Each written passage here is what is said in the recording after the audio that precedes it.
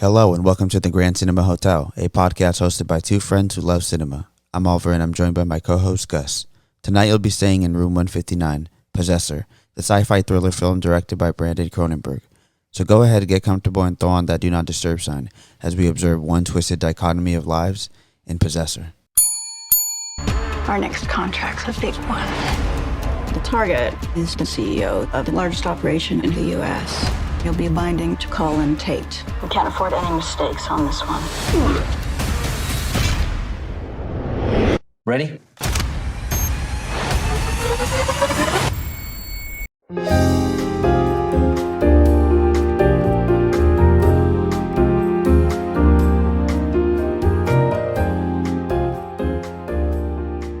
What's going on, all my corporate assassins? And thank you for checking back in to the Grand Cinema Hotel.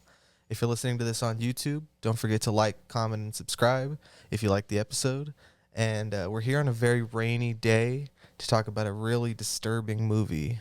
As always, I'm joined by Alvaro. What's up, guys? And we're here to talk about Brandon Cronenberg's film Possessor. Alvaro, how did you feel the first time you saw this movie, dude? So I saw Possessor after recommendation of you, probably of over. You'd probably seen this probably like a year before me, right? Yeah, I was Around? very excited for this movie, yes. Yeah. So I watched this last year. So that'd probably be 2 years since it came out, actually. Didn't really know much about it when we did Crimes of the Future because I had really gone on a David Cronenberg binge. You had mentioned to me about Brandon Cronenberg and Possessor. And then I finally got around to it and I really found out this is the type of stuff that I really like, this is just right up the alley of subgenres, sci-fi, thrillers, and horror mixed into one. I really enjoyed this film, honestly. I think I saw it for the second time yesterday to prep for the episode, and I liked it more. I think it really knows what its goal is, and I think it has a lot of shock value, and I think it also has a lot of deep themes that aren't necessarily given answers to, but I think that's where it kind of becomes a little bit more of an art housey film, and I think it's kind of a really good sophomore film. Wow. I'm not gonna lie. You said everything that I would probably say about this movie. Like, I feel like you wrapped it up so well, especially when you said that this was right up our alley. I mean, how do we even go forward? I feel like you just really nailed it right there because I feel exactly the same way about the movie. That it's precise, that it's very controlled. It gets exactly where it's meant to go. It doesn't take a lot of time to get there. It's a very, very well-paced movie. The reason we're talking about this movie was in anticipation for Infinity Pool, right? Yeah. Unfortunately, I have not seen Brandon Cronenberg's first movie because I thought this was Brandon Cronenberg's first movie. Yeah. And I know you did too until you... About 5 minutes before we started recording the episode, right? Yeah. So who knows? Maybe one day we'll get to it, but I don't think it'll be. I think this will be the first time we talk about a director like this without talking about all of their movies. The first one. Yeah, I mean, I think, to be fair, maybe that was a little before. I had never heard of that. The film, because it's 2012, you said, right? Yeah. Is it antiviral? Yeah. Yeah. It's got Caleb Landry Jones, that guy from Nitram, that movie that you like. Oh, okay. Yeah. So, I mean, I'll definitely be checking it out, but obviously in terms of it living in the podcast, it might be the only one where their feature debut isn't in there, but I just think that, again, in terms of the podcast, this is this feature debut film. And as for Christopher Abbott, he's a returning guest Yeah. in a very quick turnaround. I don't know if we've talked about many actors this soon that weren't connected. You know what I mean? Yeah. Whether it was because of a film series or, something like that. But it's just weird because usually, you know who would have been a good example of that is Daniel Kaluuya when we talked about Jordan Peele. Yeah, he was. He got talked about 2 times in 3 weeks, but it's never been because of 2 different directors. Correct. Or Anya Taylor-Joy, right, with some of Eggers' work. Yeah, exactly. I'm laughing because we're watching the movie right now as we record the episode, and you had mentioned that you had seen a review about this. Like, we get it, you vape, and of course, as I look up at the screen, they're vaping. Yeah. And by her, I mean Andrea Riseborough, who I think gives a wonderful fucked up performance in this movie. I became aware of her because of Mandy. I know she's Right. been around for a while before that, and maybe I've seen her in other things, but Mandy and Possessor for me are the two films that I've seen her in, and she makes some very interesting choices in the filmmakers that she works with. I can't help but feel like she is also probably a weirdo since she likes to make these movies. Yeah, I mean, I was looking at. I didn't know much of her. I've just seen her in those two movies, and that's what I recognized her from when I saw her, just from Mandy. But she is in like Birdman. She's in Nocturnal Animals. Oh, see, so I've seen all these movies. Yeah. Yeah, but these are the two that stand out to me. So, and I don't know what her roles were in those films, but it's just like you said, interesting choices. The same way that and kind of going a little bit ahead of ourselves, but Infinity Pool and their cast kind of reflects the same kind of artistic choices that are in Possessor. The type of actors that he seems like Brandon Cronenberg is drawn to. Maybe he still feels like he's making a name for himself. So he's really putting on actors that I think are kind of underrated. I think she's a outstanding actress, and I wish she was in more. But maybe it's all like she's like at the Tilda Swinton school of thought, right? She just Yeah, chooses very exactly. interesting roles herself. And Christopher Abbott too, which, like you said, we're bringing him up for the second time in a month. But I think he is one of my actors that's up there for me that I really enjoy. When I see him in something, I think it makes me want to watch it. Yeah, he's very good in this role as well. I feel like these are two very good standout performances. I mean, they're essentially the two main characters, and they share most of the screen time. Yeah. But yeah, in terms of Andrea Riceborough and the performances I've seen her in, I mean, yeah, she blows me away. I think she really steals. No, I wouldn't say she steals the show because she's the star of this movie, but you know, I'm just really captivated by her performance as Tasia Voss. Which, if there's one thing that I guess Brandon Cronenberg took from his dad, is the character has to have a really cool name. Yeah, exactly. I wonder if if Saul Tenser and Tasia Voss have ever met each other. They're in the same you know? universe. And Christopher Abbott, like you said, he is making some interesting choices. I recently saw him in another film called Black Bear with Aubrey Plaza that I didn't really, care for too much, but I also thought it was taking a lot of bold choices and that it was an interesting movie. I just didn't think it was the most well-delivered one.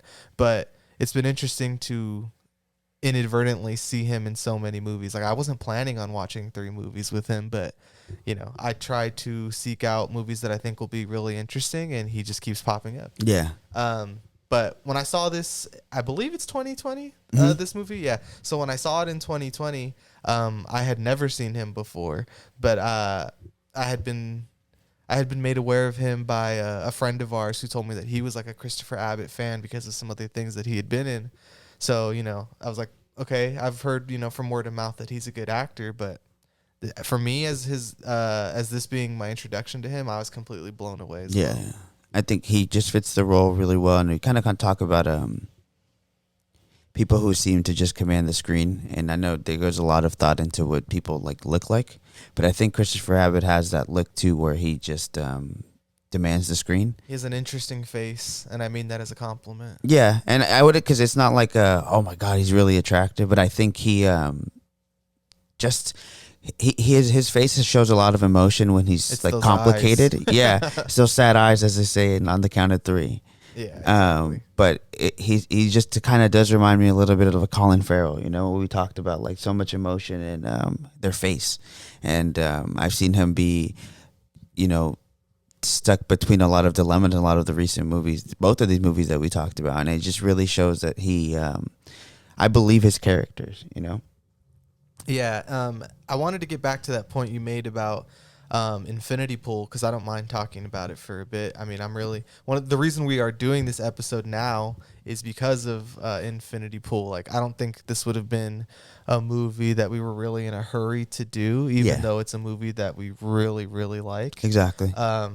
This was kind of a last minute thing, even that we were trying to decide what to do, right? Because we had talked about doing Broker, and it wasn't really available for us, like in a way that was convenient to us. Yeah. So, we're kind of pushing that one aside. So we were thinking, like, what do we do? What do we do? And you brought up Possessor. And even when we first had the idea to do Infinity Pool, I wasn't even thinking about this. I was just like, oh man, I can't wait to talk about that movie. Right. And the reason I bring this up, though, is to say that I do think he is using actors that also make really interesting choices. So Yeah. kind of just going off of what you said, Alexander Skarsgård and Mia Goth. I mean, come on, they're in two of my favorite weirdo movies. You know, Yeah. like The Northman and fucking and X and Pearl. Just like they live in the same. To me, they all live in the same universe, and they're all using the same actors. Like it's like David Lowery, Robert Eggers, Ari Aster. They're all like there's a just a certain type of actor, and they're all kind of like, come here. And to me, as a viewer, and I'm a fan of all of them, I'm like, the sicko. Yes. Yeah, exactly. So, but I do think that based off of It's sicko indie world. Yeah. How about that? It turned out to be our favorite. Like that's our alley, like you said. You know, like Yeah. those are the things I like the most. It's like yeah, this this is sick. the step up to me, like I already see like Infinity Pool does like even more of that stuff that I like. That his next, hopefully Brandon Cronenberg, it's Robert Pattinson. You know what I mean? Yeah, exactly. But I was gonna say is like that is the progression that I have seen in terms of cast is Brandon Cronenberg, kind of getting more recognition, and he's kind of been stepping up with the kind of interesting indie actors that he can pull. I do expect, like I said, like a next one, Robert Pattinson and Tilda Swinton, or something like that. And I think it's really cool because Mia Goth is in the X trilogy, so she's kind of been really picking up more, I would say, mainstream. She's not a traditional movie star though. Yeah, not yet. Well, I don't think she ever will be because Oh, of true. the choices that she makes. That's Yeah. true. But I feel like she does have more of a name. And the same thing we said, like, because he's the Skarsgård in Infinity Pool is the same one from The Northman, correct? Yes, I know. I get them mixed up all the time. Yeah. right? So, but I was gonna say the fact that it's somebody who just did The Northman, and then and they made this interesting choice to want to work with Brandon Cronenberg, I think is what really gets me excited for this movie. I think also where these actors are in their career right now, I'm like, it seems like the perfect time for them to take in what I would expect is going to be something very non-linear and kind of out there. Yeah, man, I'm so excited for Infinity Pool. Yeah. It's the thing that I like. I wasn't expecting to be so excited by a movie this early in the year. Exactly. Yeah, so I'm like, all right, it's starting off hot already. Yep. So I guess we can kind of get into the movie a bit. I mean, we have to. I just don't want to really spoil this movie for anybody. So Correct. we'll try to be careful. I mean, there's going to be moments that we want to bring up and discuss in detail. So just tread carefully if you haven't seen this movie. It's on Amazon Prime. It's available to rent, and I would highly suggest watching this movie if you're into some sicko stuff. Not with your family. There's a lot of penises like here. I know you think your mom and dad probably like movies, but this is kind of like pushing the boundaries of what makes people comfortable. At least in my opinion, I think that this is a pretty disturbing movie. No, yeah, I think so. I don't think I would want my parents watching me. Or watch like, this.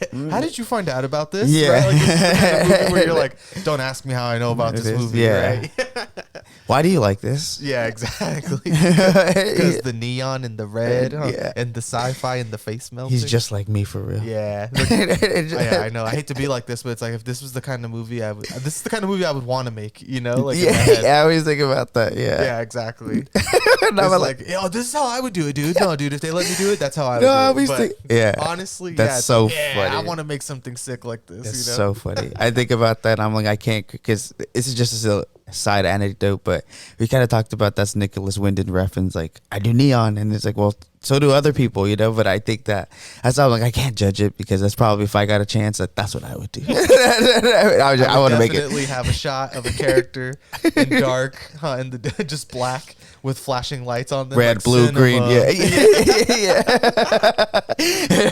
Like, oh damn. Film student buys gels. Yeah. Oh, man. So I know, although I think this is a very thought-provoking movie. It's got a lot of amazing visuals.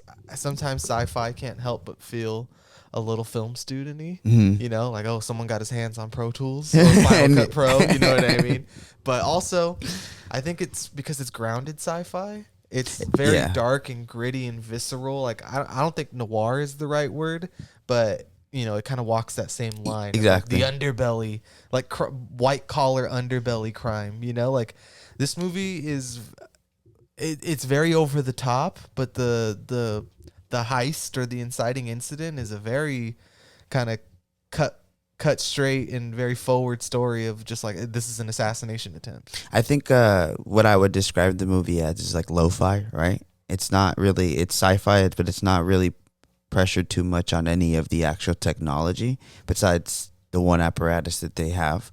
But it just, that's why it seems like it's not in the future. It just seems like it'd be a one certain year this gadget comes out and it would change everything. Yeah. And I think that's where the movie, like you said, it's grounded. And I think that's where the movie also, it didn't take up too much. It knew what it had and how to get there. There was something else that I'd bring it up, but I think that's why the elements of where it gets a little artsy is where that's where I've seen the complaints by people, or it kind of seems like, oh, you kind of lost what to do there, so you just kind of threw a really artsy scene in there. But to me, I think the film is so tight that it allows for those things, because to me, they don't take enough screen time for me to be like, okay, what was the point of that? And personally, they just look really cool, so I'm not complaining. Yeah, I mean, who would have thought? Here I am talking about Big Jim again, but he advocates for the idea of that. That's true. I should be able to put things in movies because they're beautiful or because they're artistic, and that's enveloping you in the world. And I do think in the case of this movie that this is a very immersive movie. It kind of feels like you're in it, and I think not that it asks a lot of you, even though it's it could be seen as quite confusing, at least in my opinion. Is that you do kind of have to be invested to really enjoy it. It's like, oh, is it him? Is it her? Is it him? Is it her? Like it doesn't just, it's not the kind of movie where you can kind of sit there and just really half-ass it. I do think it requires your full attention. It's the fact that it's ambiguous, right? Yeah. That you could take it as a straightforward story, but I think if you get interested in it, it leaves you with the question of wanting to know exactly what happened.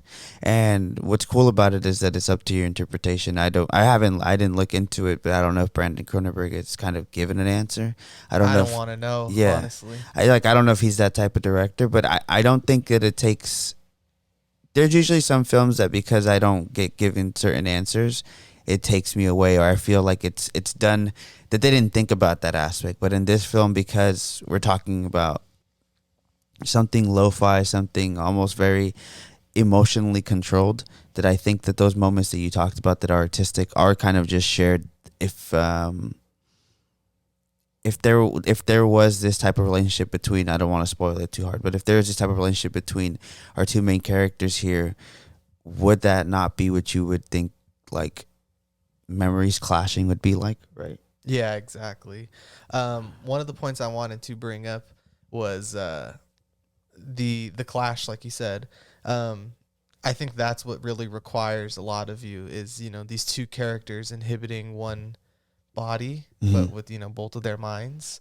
I don't feel like that's giving too much away because the details here are really what sells the whole thing. Correct. And that's what makes it so ambiguous. Like that's kind of why it's a hard movie to talk about, because it's these very important moments that set up the movie and push the plot along, but then it is intercut with these artistic moments that kind of, I don't want to say take you out of it, but they kind of, I don't feel like their intention is to kind of like, okay, maybe that didn't make sense, so here's all this cool shit. Like, yeah. I took it as the internal battle of like, this is the visualization of what he can't really show you, but this is how he wants to present it. Correct. I agree 100%. Like I don't want to say it would be better written as a book, but he could go into the detail that he really wanted to if this was a book, of like that internal battle between them. And yeah, I don't know. I don't want to say maybe people didn't understand that or whatever, because just because you get an explanation doesn't mean it's a good one. An explanation doesn't go,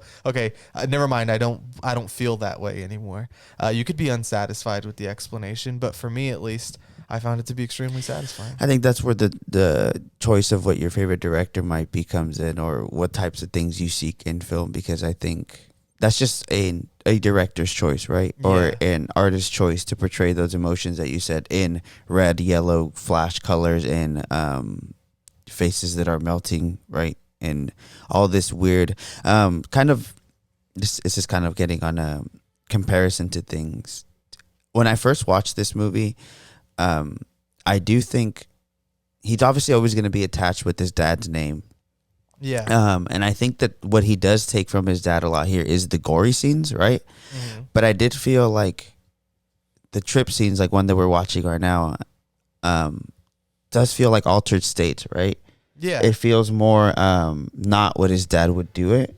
His dad, I don't feel like his dad really took visuals in this way. He was more about the on-set type of I would say like what's on camera, not really these trip out scenes. And this felt very No. altered states to me. Yeah, so I would say that this film is more inspired by the genre as a whole than his dad Exactly. particularly. I mean, obviously, like you said, there's going to be, because his father is so influential in the genre that he's working in, especially like the gritty, low down underbelly. Like that's really where people like Cronenberg shine. Yeah. So of course it's gonna be there, and that's a very important name in this world. So you're not really gonna escape it, but I do think it's different enough. I would honestly compare this more to something like Crimes of the Future than I would early Cronenberg work. Yeah. And the reason I say that is because I like do that. think that Brandon Cronenberg is a more precise, cold director, and David Cronenberg has a little more humor in his work, or it's a little more fantastical even. Like you said, it's more presented on camera than this trip scene that's an internal struggle. So I do think that David Cronenberg is actually a little more crowd pleasing than his son is, even though he works in a equally disgusting state of mind with like the visuals and the gore, and like you said, all of that kind of stimulating eye candy in movies. But I think that his son is a lot more quote unquote serious, Because it's like David Cronenberg is one of the forefathers, or if not the grandfather of what the genre's become, right?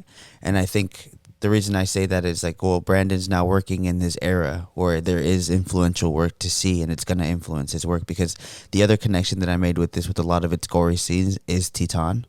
I felt that Titan, like Julia Ducournau and Brandon Cronenberg, are drawing from the same films, and there is vast differences on how they've decided to show those influences. But at the same time, I like Titan more than this movie, but I will say that I love them in the same way, because I think they explore so much more than what's on camera, but then they also have emotional ties, and they also seem to be more, like you said, influenced by this whole genre as a whole, and seem to take all of the aspects of all of these movies, like Cronenberg and the director of Altered States, and things of like the Cosmos Panatos is the same kind of way. So I just think these movies, how we entered this, are just really the type of niche sci-fi thriller horror stuff that this is just like the small type genre that I really love, because it's not like these films ever get these huge budgets, right? No, and that's one of the reasons they're grounded. They work, yeah. Yeah, exactly. I agree, because I mean, as the second that you try to do something, they kind of always take the horror influences out the second it becomes too mainstream, like Blade too high Runner budget. 2049. You know what I mean? Yeah. That's like close to this, but they take out those horror, bloody aspects.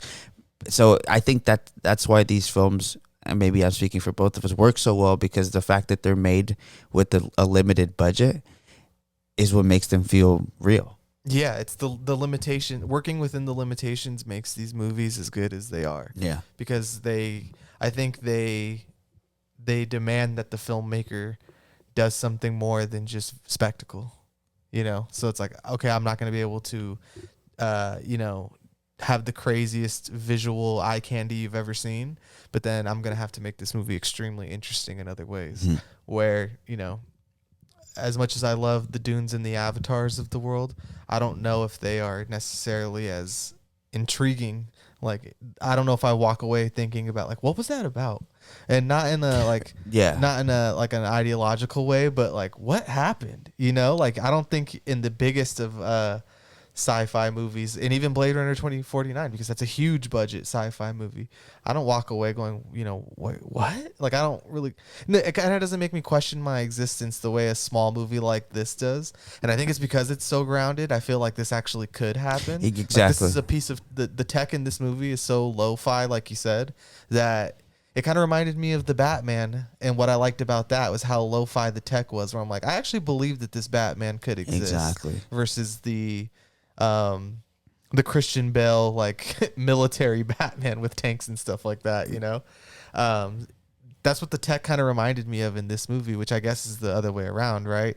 Batman reminds me of Possessor since it came out first. Yeah. But the way that the tech is kind of just a tool more than anything else, it isn't the whole show, you know. And I think it tells a very over the top story in a way that's just kind of cruel and very cold by the end, you know. Like once you do get to the end, that I don't want to spoil too much or really give the whole thing away, because I think just what rips. makes this movie so good. Yeah, it fucking rips. The ending is sick.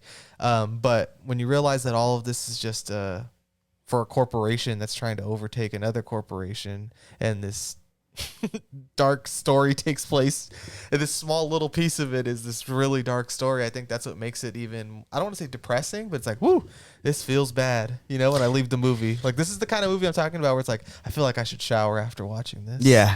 What I was going to say is the again, kind of tying those two thoughts that you had together, is that the use of the budget that isn't as big kind of demands for practical effects. Yeah. And I think that's where these movies always work so well. The practical effects, like where it's at right now, I think is really good.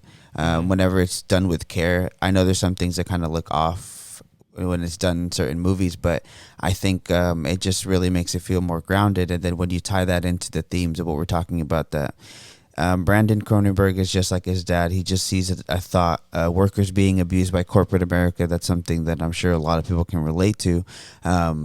This is the twisted way to make a film about that. And I think that's why, again, it holds just so much groundness, because you're like, I could see this happening. I could see companies being invested in this. I could see companies wanting to do this, because that's the world I feel like it's a pessimistic thought, but that's what the world I believe we live in. So I think that's where, again, it makes it seem like I do think there could be a company that comes out of nowhere, and this would be they could come out as a cell phone company, and then later this would be the thing that they're in, you know. I wouldn't put it past Elon Musk that this is something that he would be working interested on in the future. Yeah. I mean, it's like he has How like do we have corporate assassins? to get like a whole, like he has Neuralink, right? Like, what do we know that Neuralink can do for people? Or how do we know, even in this film, I don't even think it's really shown how they even are able to get the device that they need into Christopher Abbott's character. Oh, well, no. They do show that. Like, so I think we should talk about at least the Setup. what we can. Yeah, like let's set up the movie. Okay, so Andrea Riceborough is Tasia Voss. Cool name, like we said. She is a corporate assassin for a company. I don't believe they say the name of the company, but her job is to infiltrate people's minds through ways that are later shown, and commit murders. So she's almost like a bounty hunter, or she's an assassin, obviously, not a bounty hunter. But you know, you go into the body, you commit the crime, and then you pull the trigger on the way out. And this is something that she struggles with, but we never necessarily are told why. And it's something that plays throughout the entire movie. That's one of those things I don't want to give away, really. Yeah. But you know, Christopher Abbott's character is her latest target, and he was scouted for this mission, and you know, it becomes very apparent why later on in the film. You know, like he was the perfect subject to overtake. As to how they get the link inside the brain, there is a scene where he gets kidnapped on his way to the airport. I don't know if you remember that. I must have missed that. Yeah, so Jennifer Jason Leigh, who is the manager of this whole project, or this branch of the company, she's on a cell phone call, or like a video call, with a looks almost like a bank truck, right? And they're in there and they're doing surgery on Oh, him. no. I did see that, but they don't show like actually taking him. Like they explain when they're going to take him, right? But that's the only scene they show, right? Getting picked up by debt collectors on the side of the street, or like in any other movie where a van pulls up and they bag him and tag him and put him, you know, in the back of a van. That's what happened to him. Yeah. Actually, okay. No, yeah. So they bag I did and see that. tag I do him, remember that. And now he has the link, and that is how Tasia Voss can enter his mind. Mm-hmm. Jumping around a little bit, I do want to say the prologue, cold open, whatever you want to call it, is extremely satisfying. And much like The Empty Man, it's kind of like, I wish the character, her name's Holly, she's like the actor that you first see. What a good performance, right? She says nothing, but she gives so much. and you know, you see the tech right away, and like how just low down, lo-fi, gritty, and disgusting it kind of is. And how analog it is too, right? It looks like it could have been invented in 1950, right? Yeah.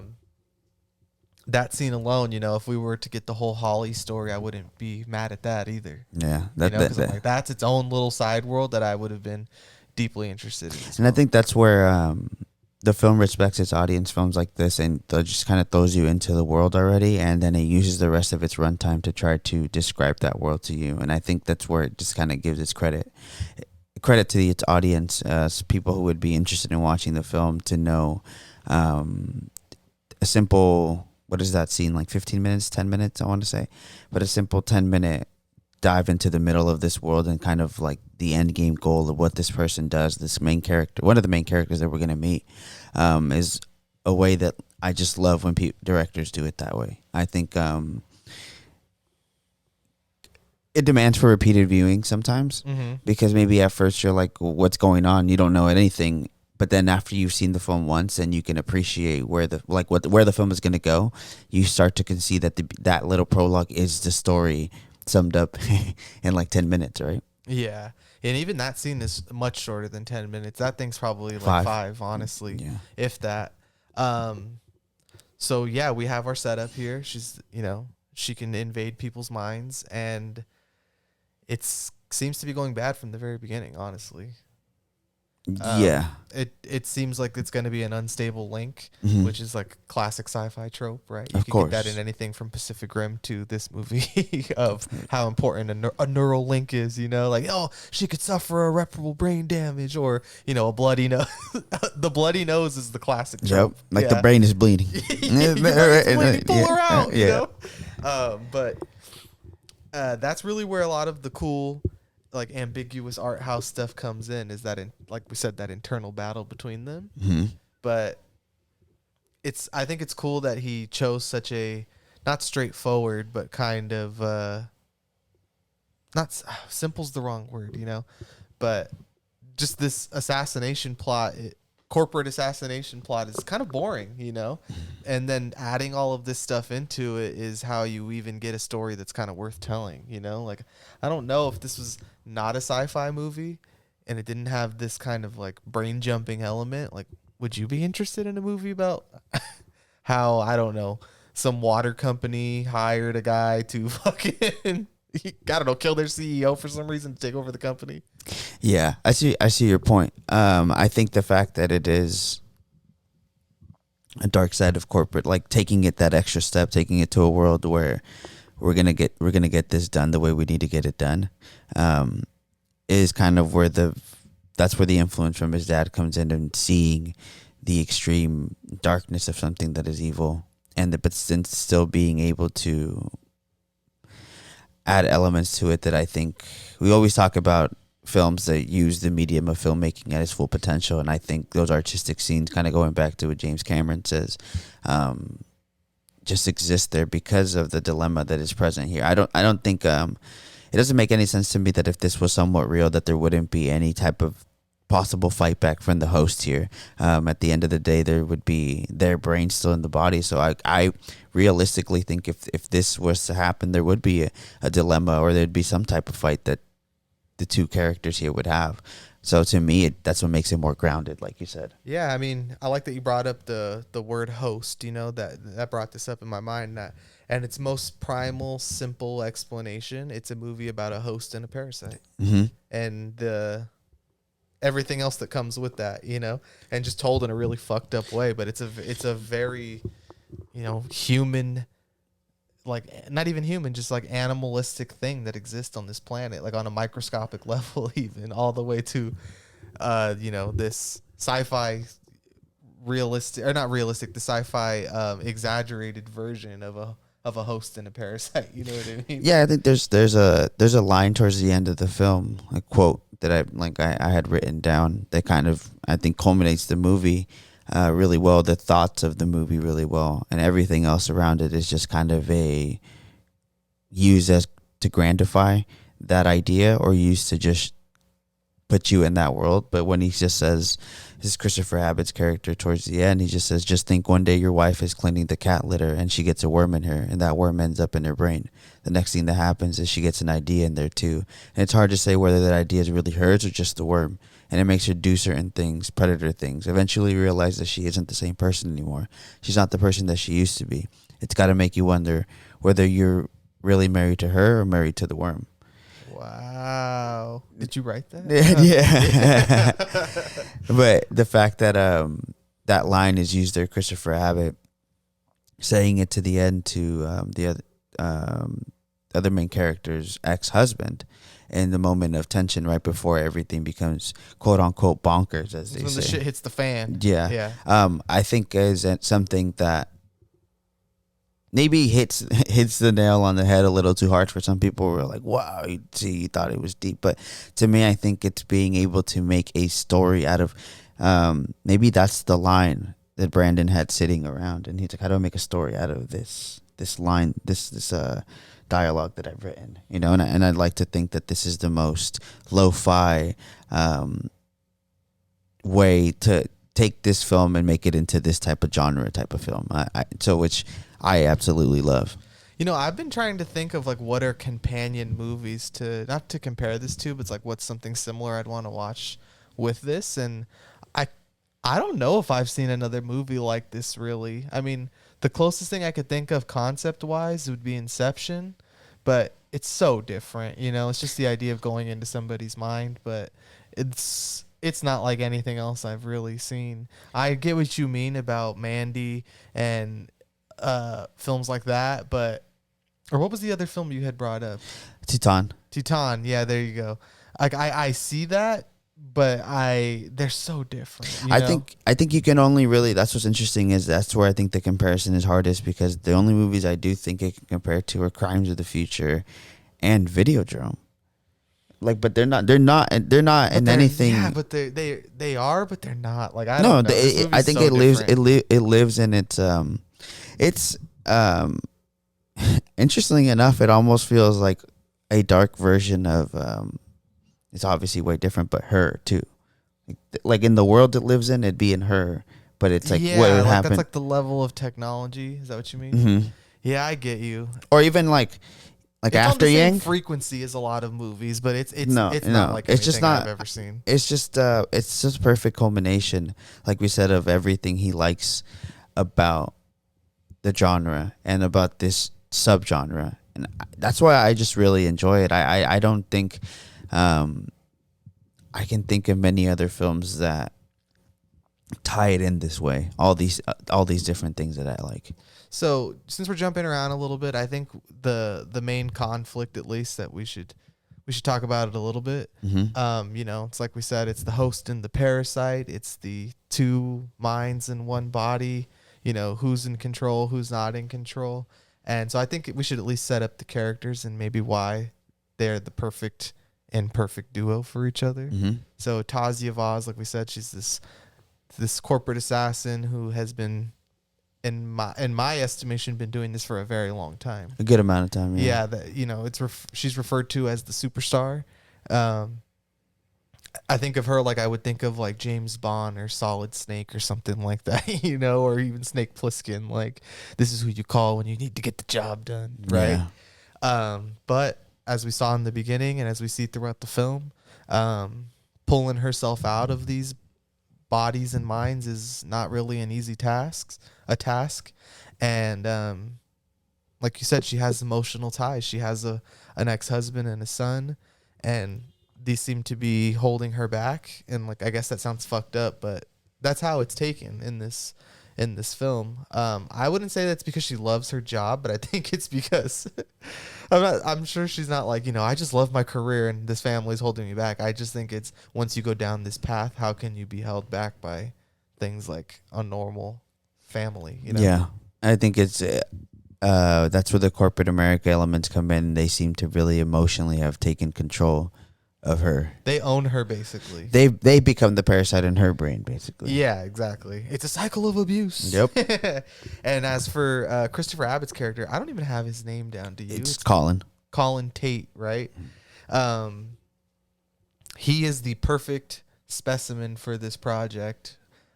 He was scouted for this by, collaborators, and I like that little touch that the world is much bigger than you think. It kind of adds like that John Wick element. It's like, is everybody a collaborator? Is everybody an agent? Yeah. Like it's almost a little Matrixy in that element of like, who can you trust? Who's an NPC and who's really working behind the scenes and pulling all the strings of the day-to-day life of this like really fucked up alternate reality that they live in.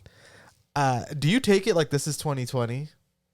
I do. Yeah. It doesn't feel like it's like in the future. It just feels like you said, like an alternate world where they created. Like if tech this that came could out do in this. 2020, they would be now. Like it was 2022 or whatever. Like I don't see it being that far removed at all. I wouldn't be like, oh, this was 2050. Yeah, no. Right. There's nothing to point there. Exactly. But he's the perfect specimen, and he's also kind of unstable. So, this is ripe for conflict. and that's basically the main conflict of the whole movie is these two very unstable characters with this unstable technology just vibing. Just vibing. Yeah. But I think I think the film really steps up for me in the second viewing. I felt it more than I did in the first.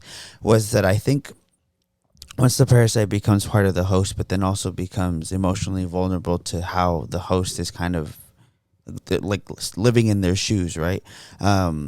Colin's character, Christopher Abbott, is kind of really disrespected here a lot and is kind of seen as an annoyance in this weird world that he's in. I don't know if he necessarily I don't know if it's his father-in-law yet, but not yet. His future son-in-law. He yeah. says that.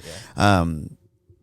He does treat him like shit, or he does look down on him. And I think the fact that our parasite here emotionally connects with how disrespected she ends up feeling, even though she's not the character she's in or the host that she's in, Christopher Abbott, and how she ends up taking that out. Because I think we get kind of a preview of that when you talked about in the beginning. What was her name? The intro character? Holly, like she stabs this. He's a politician, right? I think, believe so. Or like a he's a highly influential corporate rich person. Yeah.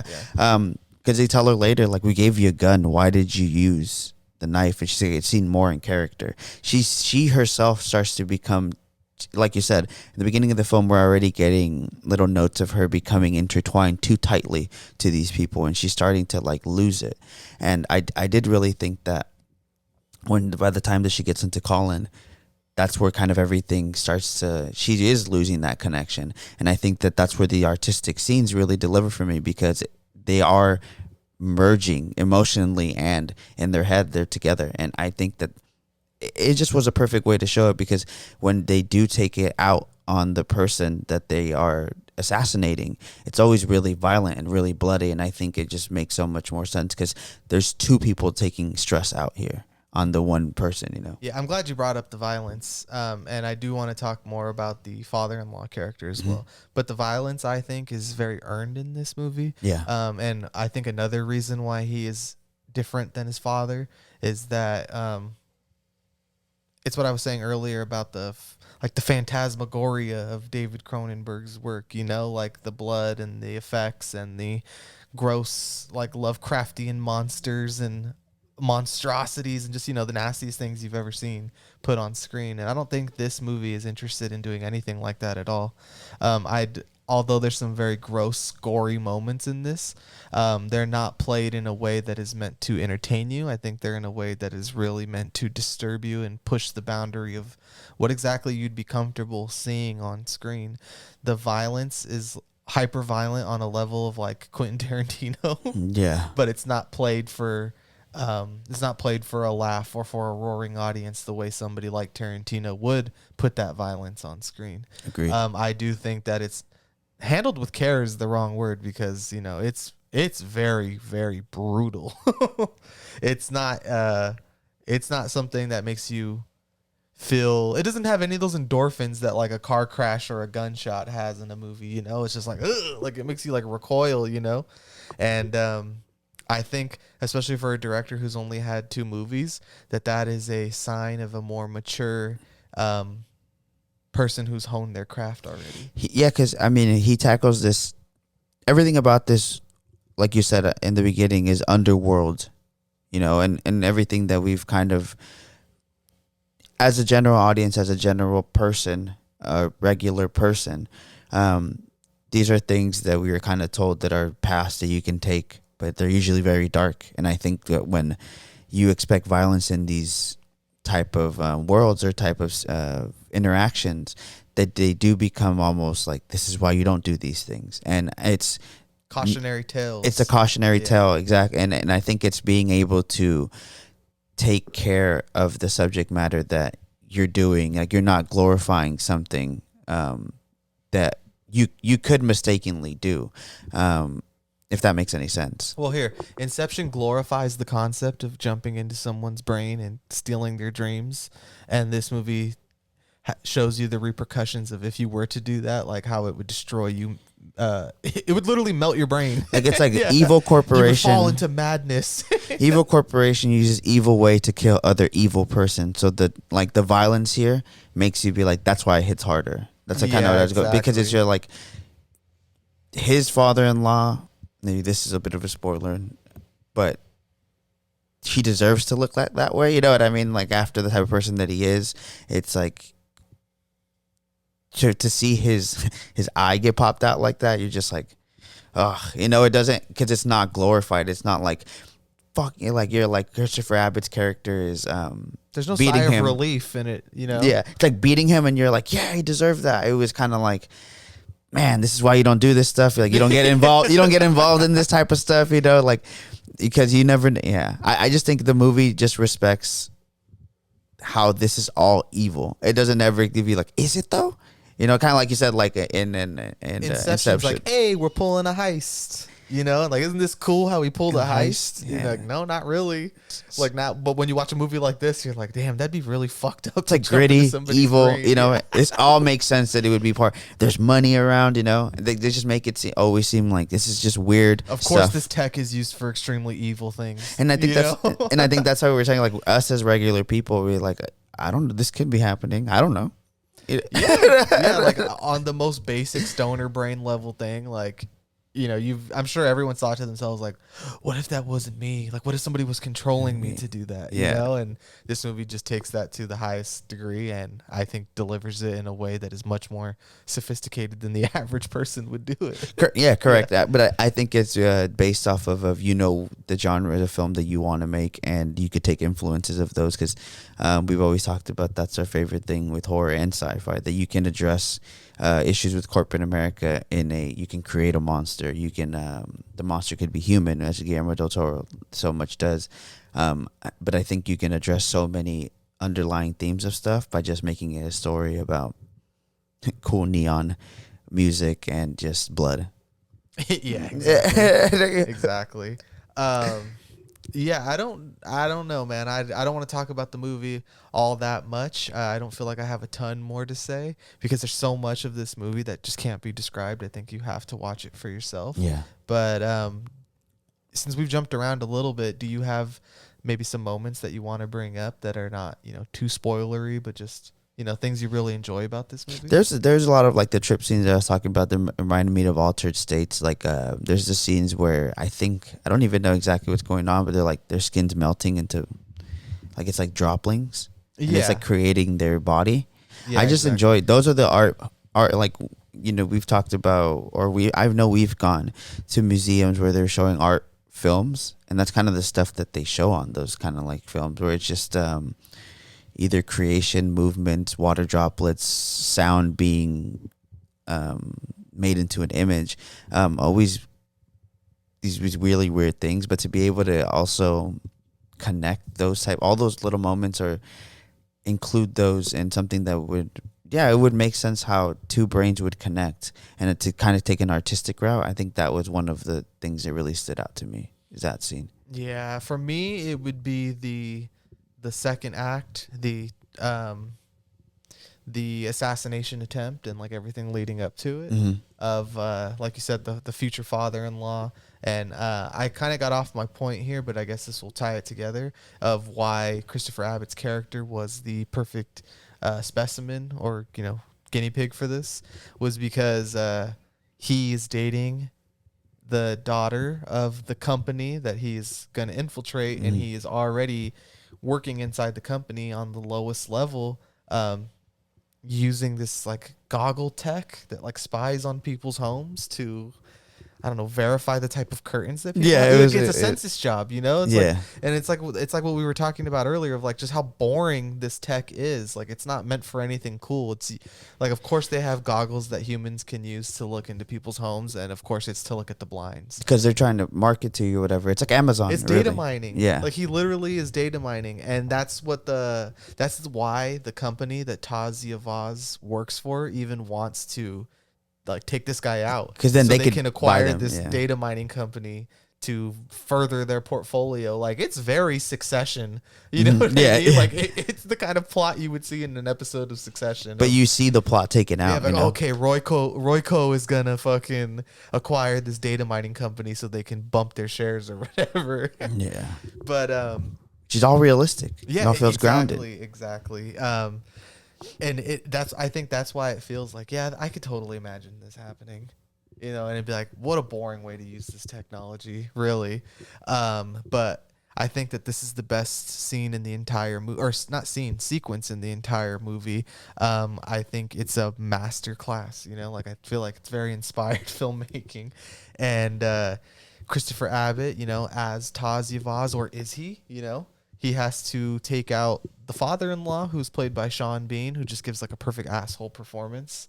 And like you said, that visceral, gory scene of like, you know, being beaten with a fireplace poker, right? Oh God! Like, it's disgusting. And even when he, you know, he has she had his a gun. girlfriend who's collateral damage in this, you know, gets popped in the back. It's very cold. Yeah, you know, it's very sad, not for Christopher Abbott, but for, you know, just to see a human lying there on the ground in cold blood bleeding out. It's very real feeling. Yeah, she was struggling too. No entertainment value.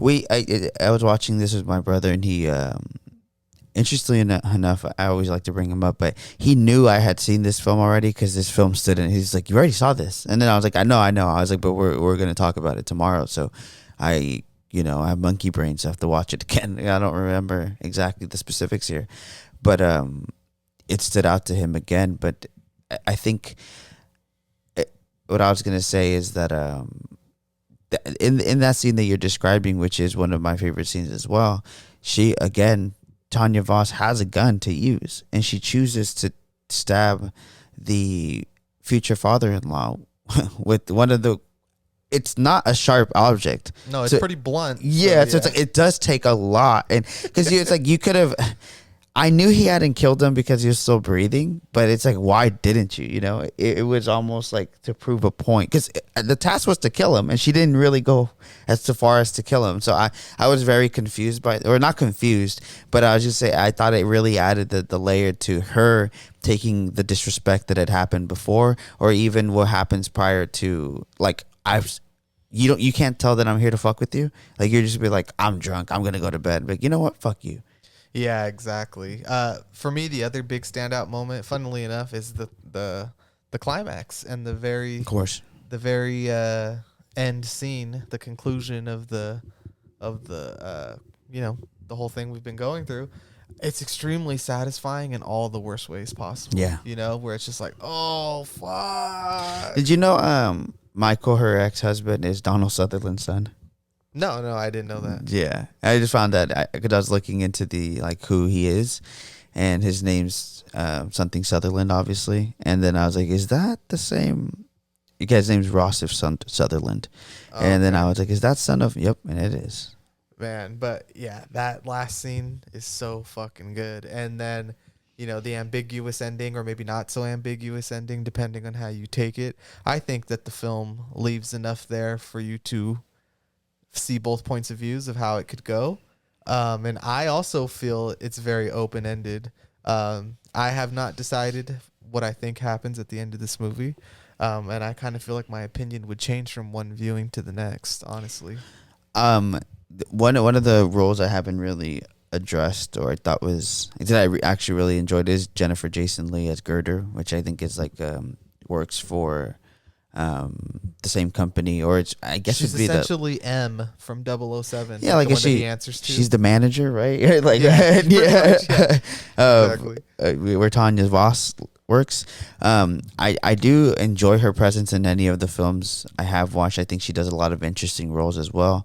Annihilation is the one that stands out to me. I think she. I always get her confused with the girl from Lost Highway and Severance. I think they look a lot alike. Patricia Arquette. Sorry. Oh, okay. I always get them, but I think that at the end she kind of has. You kind of see this. She kind of maybe was someone like Tanya Voss's character at one point, or there's a reason why she's agent. a higher up. Yeah, I did think that there was, like I said, that last 20-25 minutes of the film is kind of really ground to you that this story will continue. And this world is like, this is just something that happened. We just saw one story and that was crazy, right? And then okay, so we'll keep going though. And I think that the film does that so well. And it's one of those things that if it was a bigger thing, a bigger market, people would be like, and we'll get the second one next. But it's the fact that in whatever We'd world, get possessors. yeah, exactly, with the money sign. Yeah, exactly. Whatever world this lives in, it's still going on. And I thoroughly, feel that way after watching the movie. You know, I mean this as a huge compliment to the film, but it almost feels like it could be a video game or a sci-fi anime. Yeah. Where it just feels like one story, Mm-hmm. And something about like the video game world just really stands out for me in this movie. Like it's the type of story that they would tell in video game format. I think so. Like I get what you're this saying. Corporate assassin who links into these different bodies to do these really, fucked up white collar crimes at the end of the day. Yeah, I mean, I don't have too much more to say except for, you know what another thing is that I thought the score was outstanding, and of course the editing too. So all the technical aspects of this movie, we usually address that in the beginning. Yeah. I don't actually have any of the names down for this episode. I was kind of in a rush when I prepared since we did this so last minute, but I want to give a huge shout out to everyone who worked on this film because it is beautiful and it sounds great as well. It's a very haunting sci-fi score, like it fits in perfectly with some of the great ones. And I think all of those technical aspects just make this one of these really great art house films. I did enjoy the cinematography a lot. This seems to be Brandon Cronenberg's cinematography of choice, as he was the same cinematographer in Antiviral and will be the same one in Infinity Pool. Yeah. I did think there was a lot of cool shots of the lo-fi tech that we talked about. Some of it looked like it could be from the 70s of what you would think would be a mind possessor type of tool. So a lot of the onset stuff is actually really good. And I did want to see the score really quick just to find it. While you find that, I'm kind of good on this, so I did want to end this by talking about Infinity Pool a little bit more. Are you cool with that? Yeah, so the composer is Jim Williams, which has done Titan, Raw, Possessor, Insurrection. So, okay, sicko mode. Yeah, he's the guy apparently. Yeah. We'll probably. So we've talked about him. We've talked about him before, and this makes so much more sense. Exactly. I think that encapsulates what you brought up earlier of like this underbelly group of actors and creatives and directors and writers who are making weirdo shit. And who knows, someone like Cronenberg or David Lynch or John Carpenter. These are the kind of people who they created. Even people like this and people who like, sorry, what'd you say his name was? Something Williams? Yeah, Jason Williams. Jason Williams. I'm sure he loves all of those old sci-fi horror movies, thrillers that we're talking about. And you love to see it. I'm glad that this subgenre is one that keeps pumping out really interesting work. Jim Williams. Williams. Big Jim. We have another Big Jim. Yeah, exactly. But yeah, I can't wait for Infinity Pool. The whole idea of a new body, this is like, okay, very sci-fi. It feels lo-fi, you know what I mean? It does feel lo-fi. I just can't fucking wait to see it. Mia Goth looks like she's gonna go fucking insane in that film. Apparently she's gonna go insane in every film she's in. And same with Alexander Skarsgård. After what I've seen in The Northman, I didn't know that he had that in him. You know what I mean? Like I just thought he was like this handsome, drama actor who, didn't really pick that many interesting movies, but now that I see the output that he's going for here, I'm so in, and I just can't fucking wait for Infinity Pool. He went full primal, and then I'm Yeah, like, I know he could take it there now, but then I'm also like, how do you have a more, what I would assume, this is all just assumption, would be a more grounded primal attempt at something, because I'm sure the movie will get to a scene where he's losing it, and I'm sure it'll be amazing because of that. But that's why I'm just so excited for it. I think it's a perfect cast for the type of direction that Brandon Cronenberg's films have so far, from what I've seen, have taken. I just can't wait. Nice. So that wraps it up for us. Mm-hmm. Don't forget to like, comment, and subscribe on all of the apps and websites, or wherever you're listening to this, however you're listening to this, support it. And we'll be back next week to talk about Infinity Pool. Grand Cinema Forever. Bye-bye. Bye.